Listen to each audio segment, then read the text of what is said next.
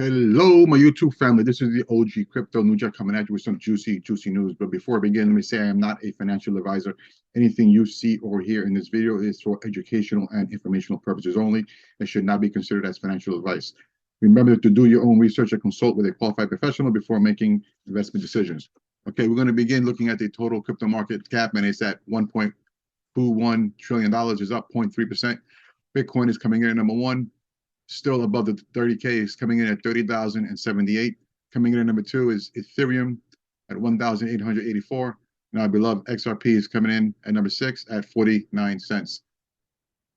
Taking a look at crypto bubbles, it looks like FTT is coming in as the top gainer at 15.4%, and Stacks looks like the biggest loser, down 7.3%. The Fear and Greed Index is in greed at 65. And this is the very bullish news. We got this tweet from Brad Garlinghouse. He put this thing out last night. As a major global financial center, Singapore led the way in taking pragmatic, innovation-first approach to crypto. We're incredibly proud at Ripple is one of the handful of firms, less than 20, to receive in-principle approval for a MAS MPI license for digital payment token services. And this is huge. This is Singapore's central bank, and this is really good news. We're going to take a take for the rest of the company. We have Stuart Alderati. He writes, MASSG has built a workable framework that truly unites consumer protection, market integrity, and innovation. They've also outlined a clear taxonomy to classify and regulate digital assets, making it possible for companies like Ripple to build and offer compliant products. It's been said many times, but bears repeating, regulatory clarity is what will help drive crypto utility for real-world use cases. 100% agree with that. Monica Long also chimed in. She writes, as RippleNet grows into a platform with regulated crypto-enabled services like instant settlement and liquidity, obtaining licenses in jurisdictions like Singapore is key. I'm especially excited for the potential for growth here. APAC is already a huge market for Ripple, with ODL volumes flowing through Singapore, growing over 5x year on year in 2022. And that is good to see. We have Brooks Entwistle here. He says, excited to be back in Africa, speaking at the Inclusive Fintech Forum, great panel alongside Circle, Swift Community, Thunes Payment, Mojaloop, and Add Little, where I talked about crypto's huge potential to solve payments, interoperability globally. 2 more panels tomorrow. So as you can see, Ripple is growing, nothing stopping them. And to continue with that, Christine Lagarde put this tweet out. It was a pleasure to meet Michael S. Barr, the Federal Reserve Vice Chair for Supervision in Frankfurt today. That is also good news because Michael S. Barr, if you guys don't know, he was a former Ripple board member. He's now the Vice Chair of the Federal Reserve. And Christine Lagarde is the President of the European Central Bank. So, of course, they are still going forward. This is a tweet from the Financial Services Committee, where you had the chairman, Rep. Ann Wagner, stating, Chair Gensler and Director Zhu have taken a wrecking ball to every corner of our current equity market structure in one fell swoop. And I couldn't agree with her more. Okay, moving on. This is Tony Edwards from the Thinking Crypto podcast. He put this thing out, and I think it's a good recap. He writes, here is the proof that Gary Gensler is a scumbag regulator. Below is a breakdown of how TradFi Wall Street giants used him and the SEC to push their crypto takeover plan. Gary is now looking to protect investors. 2022, Gary turns a blind eye and allows FTX, Celsius, Terra Luna, Voyager, and 3AC to collapse. He met with SBF and FTX officials multiple times. He allowed this to happen on purpose. It was the first step in cleansing the industry of Wall Street friends. Gary also denies Grayscale's BTC spot ETF application. While all of the collapse are happening, BlackRock launches a BTC private trust, partners with Coinbase, and starts a custody of USDC reserves.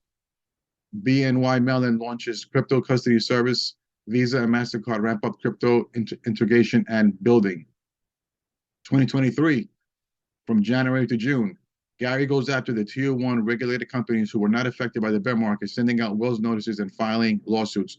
Coinbase, Kraken, Paxos, Binance, etc. He also echoes false narratives that the banking collapse are due to crypto. Within the same time period, we have Fidelity, launching crypto trading service. BlackRock files for BTC spot ETF. Fidelity plus Charles Schwab. Citadel launch a crypto exchange. Deutsche Bank files for crypto custody license. Wisdom Tree and Invesco file for BTC spot ETF. And rumors of Fidelity also filing for a BTC ETF soon and looking to acquire Grayscale. And that's I couldn't sum it up any better. And just to hammer the point home, Kayla Long put this tweet out, and she was responding to Peter St. Onge's tweet where he writes, days after Wall Street banks announced they'll open Bitcoin ETF and crypto exchanges, suddenly crypto appears to have staying power as an asset class, which is what Jerome Powell said the other day. And Anders tweeted this thing out. How many Bitcoin ETFs are we up to now in the last couple of days? And that's in response to Watch a Guru, who put out investment firm Valkyrie files for a spot Bitcoin ETF. And to further drive the point home, we have Craig DeWitt, former Ripple. He puts out, while watching a full regulatory attack on crypto immediately before incumbents join, does the timing feel coordinated to anyone else? Absolutely. That's exactly what's going on. This is a tweet put out by CoinDex. And and they write, as an asset class, crypto appears to have some staying power. Federal Reserve Chair Powell tells the U.S. House Financial Services Committee on Wednesday. And this is Representative Davidson, where he's talking to Jerome Powell. And Jerome Powell tries to throw some shade at crypto when he talks about the market cap, how, it's 1 trillion something, but it used to be higher. And Congressman Davidson lets him know why the market cap went down, and I'm glad he stepped up and said what he said. I'm going to play real quick. When I think about some of the dynamics that are going on in the market related to banks, non-banks, securities, not securities, one agency in particular has been very activist in this place over at the SEC, and it's kind of tangentially related to the Fed. But crypto and digital assets in the U.S. has got a market cap of around $1.1 trillion right now. It's been there for a bit. Do you acknowledge that this asset class has staying power in the U.S. economy? It appears to have some staying power. Of course, that 2.1 trillion was, what was that, a year ago? A lot higher. Yeah, it's had some volatility in large measure due to the lack of legal clarity, and so hopefully this committee will help that quite a lot here.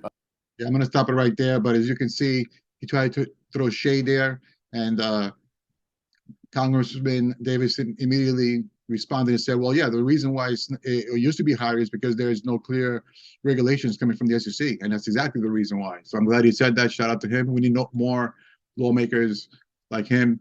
CoinDesk again with another tweet. I'm not going to play the video, but basically you have here, they say the SEC keeps moving the goalposts of what the industry needs to do.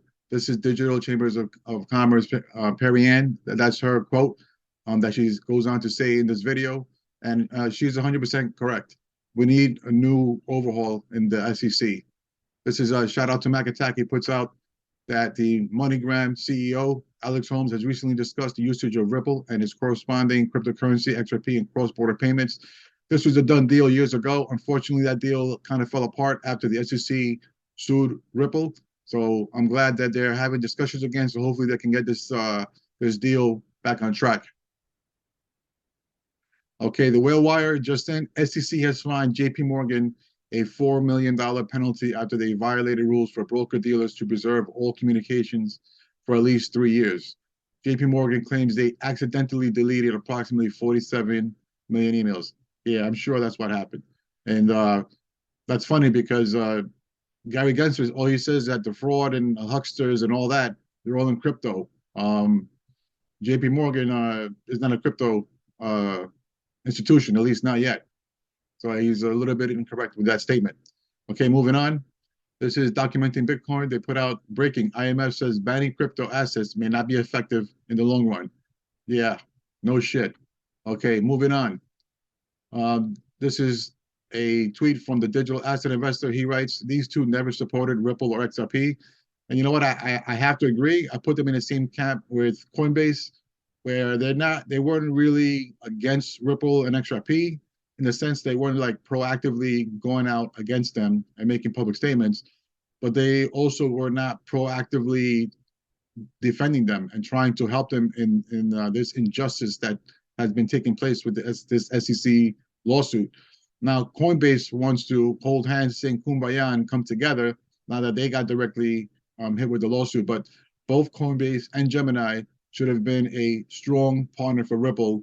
It's unfortunate, but it is what it is. We're moving on from there. Shout out to Weezy. He put out a Bitcoin maxi, says that XRP is a must-have in a portfolio for the next bull run. He writes over here, a well-known Bitcoin maximalist endorses XRP, predicts Ripple's legal victory, and anticipates a frenzy of XRP FOMO. Now, there was the other Bitcoin maxi, Max Kaiser, who is anti-Ripple and XRP, and he actually said that they're going to lose. So they'll listen to the FUD one way or the other.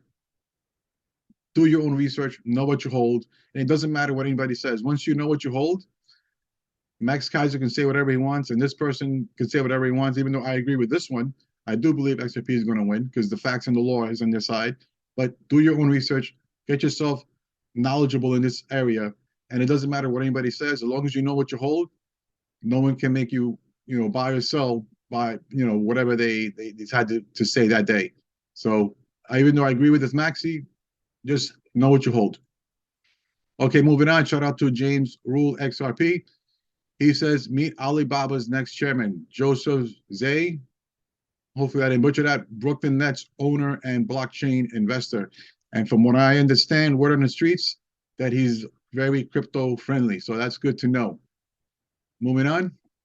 Shout out to Cowboy Crypto. He has Amazon and the IMF collaborating in a pilot program for a new CBDC proposed by the IMF and central banks. And just to get a better look on that, he writes, for those who don't know already, the Federal Reserve joined the U.S. Faster Payments Council as a founding sponsor. The founder of the U.S. Faster Payment Council is the head of the product at Amazon Payment and is a member of FedNow community. The only crypto company representing the U.S. Faster Payment Council is Ripple. Craig DeWitt was their vice chair before leaving. Now, two Ripple execs hold leadership roles within this working group, Pat Thielen and James Selnick. The clearinghouse is also a member of the U.S. Faster Payments Council. Very bullish news there. Shout out to Mr. Mann. He put out a UK bill regulating stablecoins, digital assets, passes through the upper house of Parliament. And as you can see, it looks like everywhere around the globe, they are moving with this crypto, Web3, blockchain. And the United States, if they don't get their act together, we are going to be left behind. And lastly, we're going to end it here. Mr. Huber, he responded to Bruce Fenton, who he just doesn't get it, even when the facts are presented to him. But he writes, no, it implies people who are knowledgeable about how things work, looking at literally every single such case the SEC has ever brought and seeing this as a likely outcome. And Mr. Huber, he responds to that and he says, nobody besides some of the insiders got it, Bruce. Even Nancy Wotas, who literally was working with the SEC on this very regulation together with Grunfus, didn't get it. I bet you know what's coming. And that's a very good point. When you have people who were in the SEC, literally working in the SEC when this was going on, and they didn't see it, how can you make a statement like that? It's just like seeing something with your own eyes and still not believing it. But you know what? It is what it is. Okay, fam, that's going to do it for today's video. If you found this video to be helpful, would you please smash a like and subscribe? I would really appreciate it, and it doesn't cost you anything. Thank you very much in advance. In the words of Snoop Dogg, keep your mind on your money on your mind. Peace out, fam.